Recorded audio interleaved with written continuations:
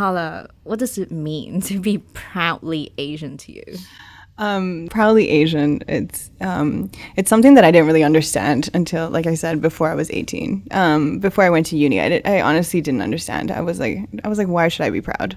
Like, I'm not, which sounds so horrible. Sorry for saying. But you know, like I had this like major battle with myself and being Asian and, you know, being proud of it. It was not synonymous. Like I didn't associate the two together. And I grew up trying to be so white and.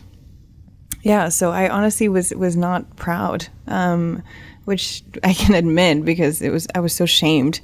But you know, as soon as I did embrace it, and as soon as all of this happened, and you know, and I wanted to come back, and I was like, God, I want to come back. Like I want to reconnect with this. I missed 18 years of my life, like rejecting this thing. Like I don't want to do this again.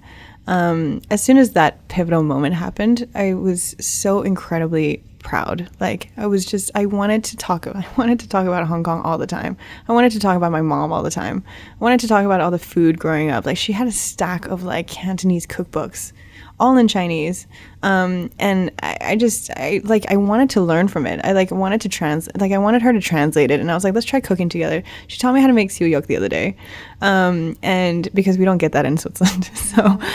She taught me how to do it. And I was like, God, I wish I was like 14. And instead of her teaching me how to make like carbonara, I wish I learned this. Like, this is cool.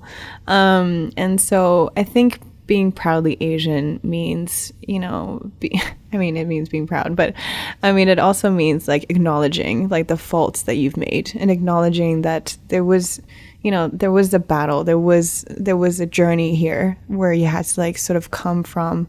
And I think it's like really connecting with who you are and especially who your family is.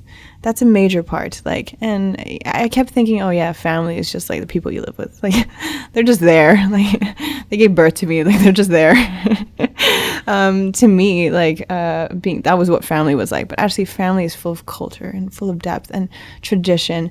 Like, mom would do these, you know, she would celebrate Chinese New Year with us. But I just thought it was like a routine. Like, I didn't understand like the actual heritage it had. I didn't understand the importance it had to my grandmother.